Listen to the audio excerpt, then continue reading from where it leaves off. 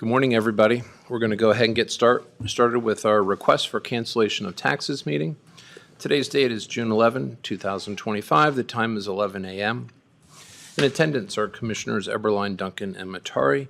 I'm going to call this meeting to order. Are there any changes to the agenda? No.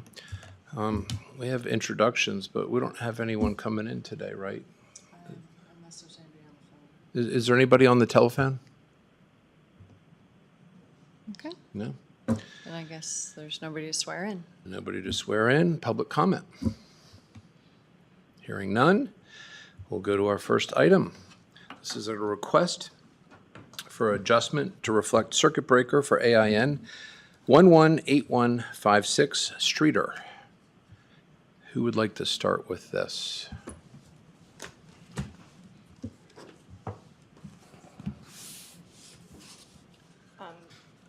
Nobody's jumping. Yeah. Jill Smith, Chief Deputy Treasurer, for the record. I'll take the hit. This is a Thank you. taxpayer who missed the deadline to apply for PTR and came in she had previously been part of the program.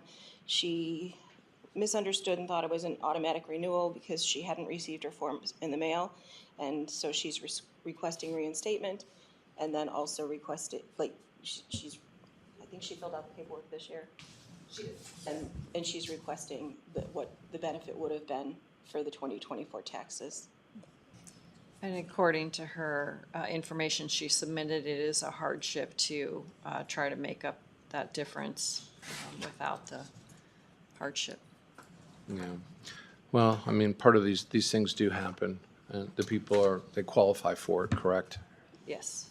And you're all aware of the issues the treasurer's office had with the mail this year. So someone telling me that they didn't get the paperwork and that was their trigger to remember that they needed to do it doesn't surprise me, Yeah. sadly. Well, it wasn't long ago that I got some mail that was from like 2022.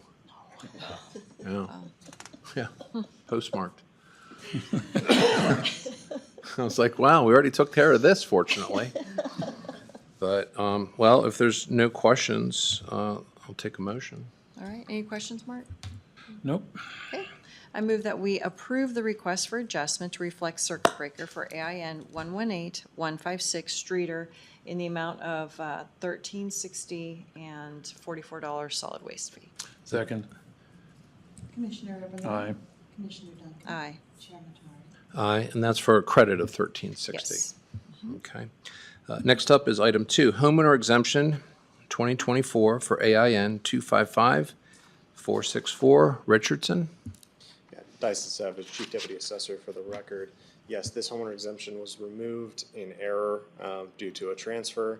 The primary owner was still on it and should have retained the homeowner's exemption when the other person was taken off, but it fell off. So we would like to go back and give them the homeowner's exemption for the 24 value. Thank you. Questions? Motion? I move that we approve the homeowner's exemption for year 2024 for AIN 255464 Richardson. Second. Commissioner Eberline. Aye. Commissioner Duncan. Aye. Chair Matari. Aye. Motion carries. Next up, item 3, timber exemption adjustment for AIN 253885 Howard.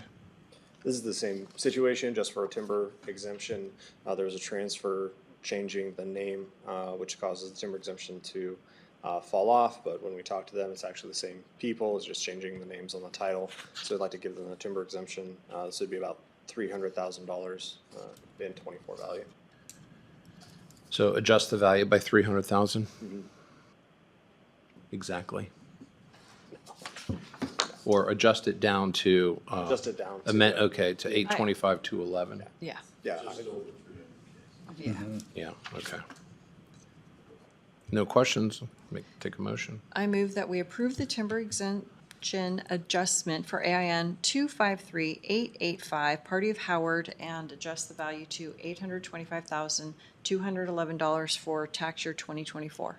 So be it. Commissioner Eberline. Aye. Commissioner Duncan. Aye. Chair Matari.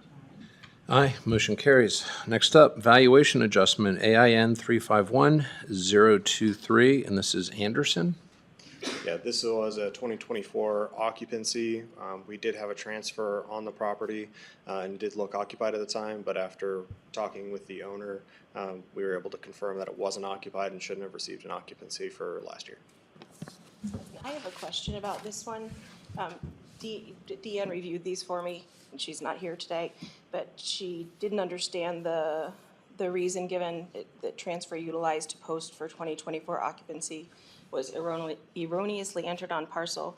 And so she did some digging, and she found where there was a note on this parcel that said House Bill 475.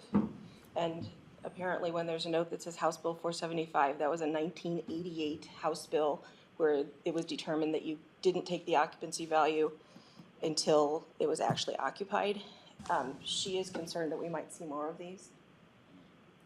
Not typically. So that usually happens if the appraiser is able to go to a home and it's complete but not occupied.